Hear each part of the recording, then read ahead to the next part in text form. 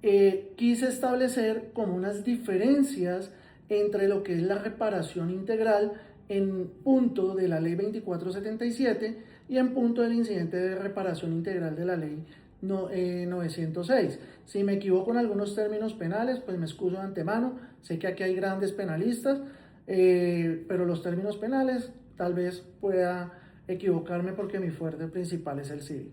Entonces, lo primero que quiero establecer es que la reparación integral respecto de la ley 2477 con el incidente de reparación integral es que la primera de estas va a operar antes de que termine la acción penal, es decir, cuando tenemos ya la sentencia.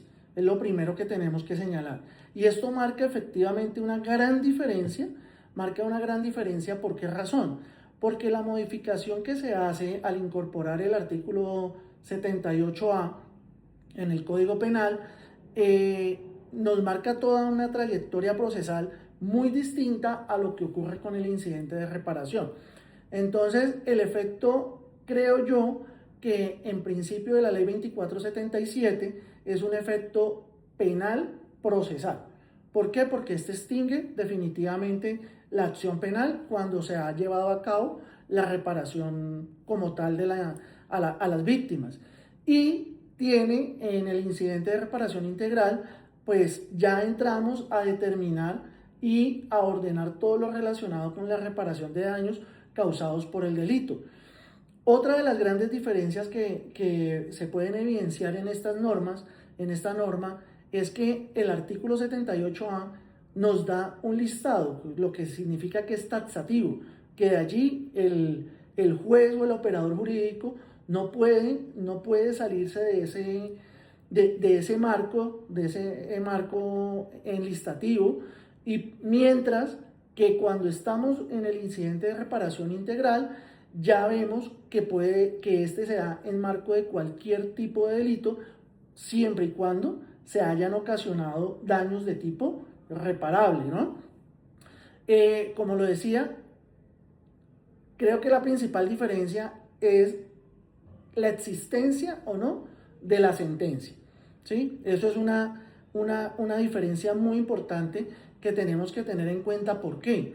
Porque en la ley 2477 nos dicen, mire, usted puede reparar integralmente a la víctima si quiere que lo exoneremos de la pena o que excluyamos la pena, extingamos la acción penal. Sin embargo, nos fija unas reglas y nos dice en principio que esta reparación integral, esta indemnización debe fijarse por un perito, se debe fijar por un perito. Obviamente, todas estas reglas en principio no nos dicen, mire, el perito debe cumplir con los requisitos del artículo 226 del Código General del Proceso, pero el peritaje propiamente dicho en este sentido va a asimilarse a lo que tiene que ver con lo establecido en el Código General del Proceso, siendo así analógico en lo que sucede en el incidente de reparación integral posterior a la ejecutoria de la sentencia penal condenatoria. Ahora bien, la norma dice, salvo el acuerdo sobre el monto o manifestación del perjudicado de haber sido reparado integralmente. Allí, cuando vamos a comparar lo que sucede con el incidente de reparación integral, pues es muy particular porque allí sí no se exige en principio un dictamen pericial para establecer la cuantía de los perjuicios, pero sí es cierto que dice, mire, la víctima debe formular su pretensión y a la vez debe indicar cuáles son las pruebas o aportar a las pruebas que hará valer en el correspondiente trámite incidental.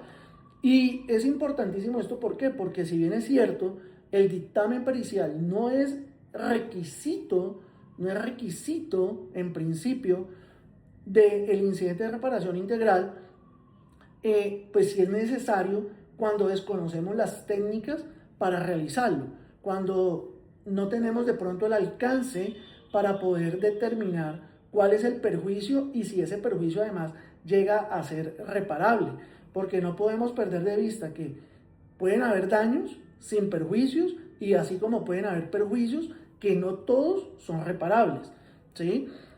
Procesalmente también hay una diferencia muy importante, y es que en la ley 2477, cuando se presenta dictamen pericial, ¿sí? el primer escenario, tanto los indiciados o imputados o inclusive acusados, ¿sí? pueden objetar el peritaje. Es decir, ellos pueden oponerse de manera inmediata a su cuantía. ¿Qué es importante acá? Que por analogía, cuando contradecimos el dictamen, lo más prudente y lo que indica la norma es que la contradicción, porque enseguida hablamos de contradicción más no de objeción, la contradicción del dictamen también debe ser razonada tal como lo establece el juramento estimatorio. Es decir, no nos basta con solo señalar que está mal liquidado o que simplemente la cifra no corresponde a lo que se debería asumir a título indemnizatorio. Mientras que cuando vamos al incidente de reparación integral y se ha presentado dictamen pericial de cuantificación de perjuicios, este dictamen pericial sí es susceptible de todo el trámite de contradicción, de pruebas, hasta que llega a la decisión judicial en la que se llega a establecer pues, la veracidad no solamente del monto, sino de las pruebas aportadas con el dictamen. No podemos desconocer que en los dictámenes periciales pues se debe aportar no solamente la idoneidad del perito, ¿cierto? No se debe probar solamente la idoneidad del perito, sino también que debemos lograr demostrar todo lo que fue el procedimiento y cómo se llegaron a las conclusiones respectivas. Que ahora voy a hablar un poco más de eso. En punto de otra diferencia, vamos a encontrar que no hay como tal un punto procesal o una estructura que diga ustedes pueden conciliar víctima-victimario, pero sí respecto del monto de la indemnización pueden ponerse de acuerdo y llegar a negociarlo. Tanto así que, como les indicaba hace un momento, la norma indica que salvo el acuerdo o manifestación del perjudicado de haber sido reparado integralmente. Mientras que allá, después de sentencia, en el incidente de reparación integral, vemos que la conciliación es una etapa expresa dentro del trámite según la norma, ¿no? Tenemos también que una diferencia crucial, me parece a mí también, es quién asume el pago de la indemnización en un escenario o en otro.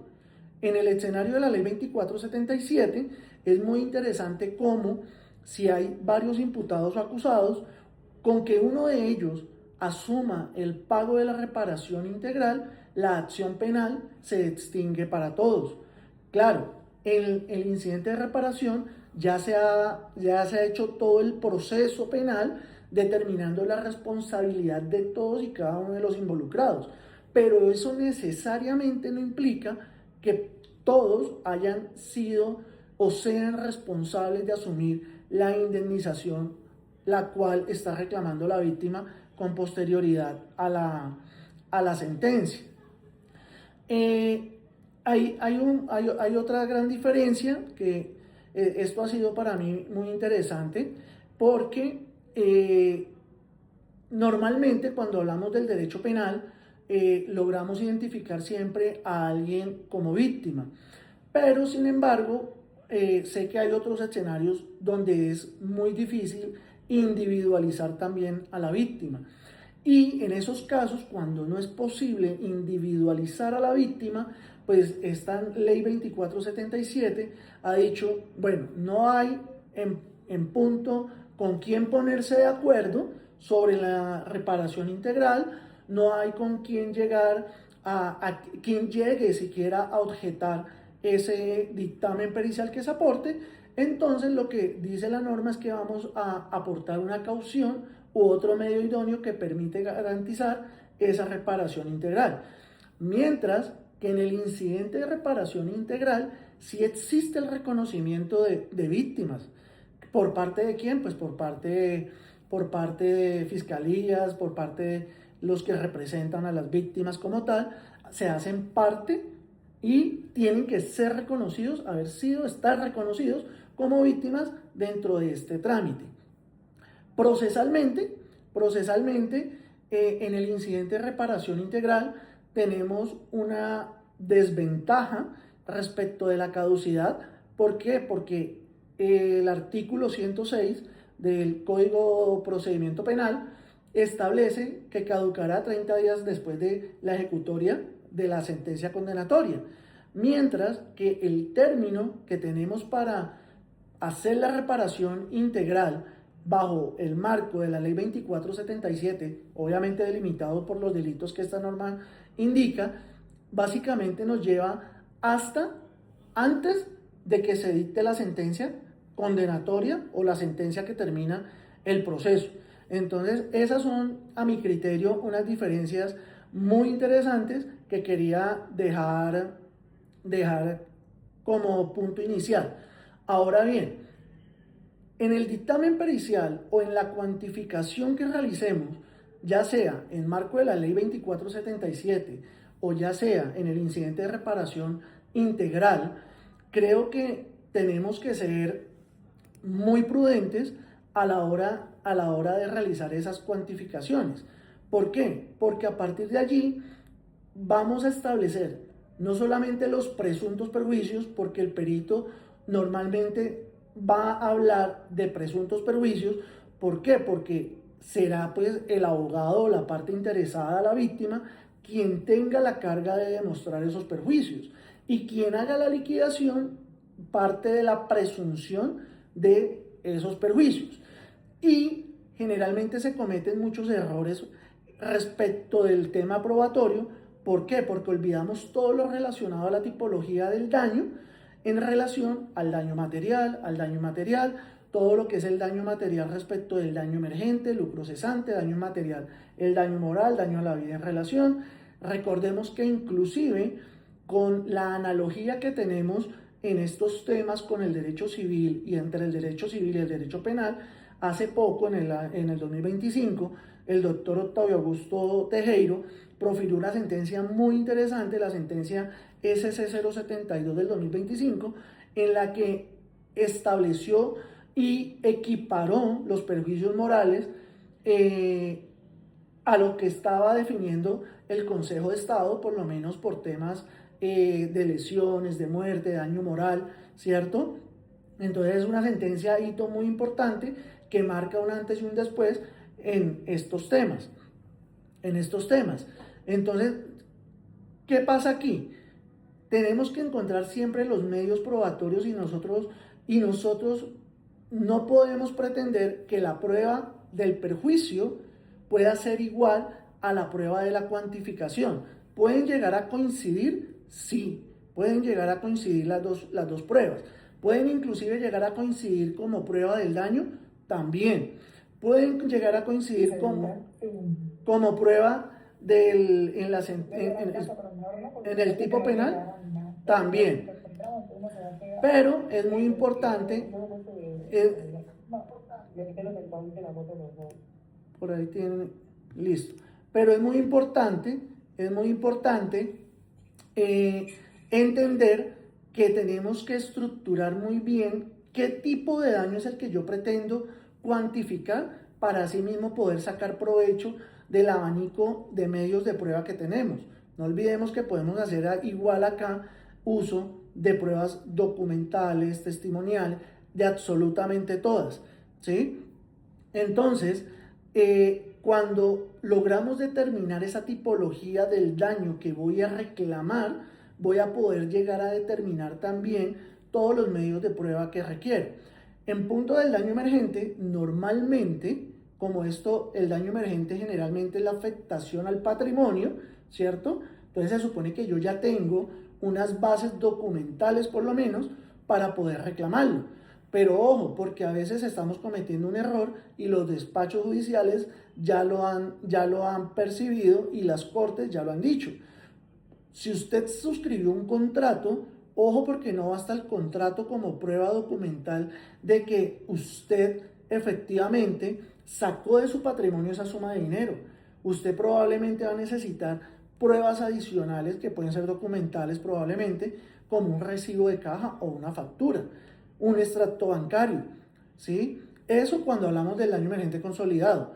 Cuando hablamos del daño emergente futuro, pues vamos a tener que hablar de muchas otras circunstancias, y del lucro cesante vamos a tener que tener en cuenta cómo pruebo los ingresos, cómo pruebo la actividad económica, cómo pruebo la relación de parentesco, cómo pruebo la dependencia económica entre la víctima y el causante si es caso de muerte, ¿cierto? Cómo pruebo la pérdida de capacidad laboral cuando se trata de lesiones personales.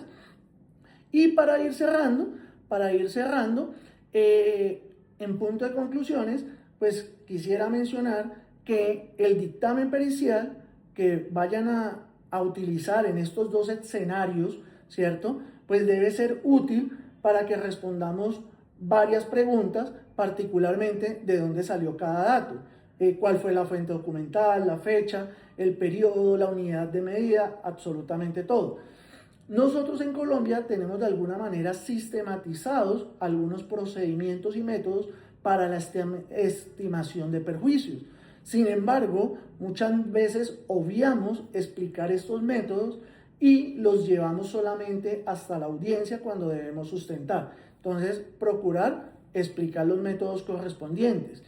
Tratar de separar claramente todas las variables que podamos aportar desde los supuestos técnicos, financieros, matemáticos, jurídicos, si los hay, ¿cierto? Con las salvedades que hay en materia pericial. Y obviamente algo muy importante es que el dictamen pericial debe ser reproducible. ¿Qué es eso? Que si yo, Fernando Cristancho, realicé un dictamen pericial, pues el profe Francisco debe poder, a partir de esas operaciones y esas premisas que yo planteé en mi dictamen pericial, llegar exactamente al mismo resultado, ¿cierto? Entonces, a la hora, y para finalizar, y a la hora de llegar a la contradicción del dictamen, pues poder atacar los datos, la pertinencia al método, la idoneidad del perito, los supuestos, la causalidad, las operaciones. Todos esos puntos anteriores son susceptibles de contradicción.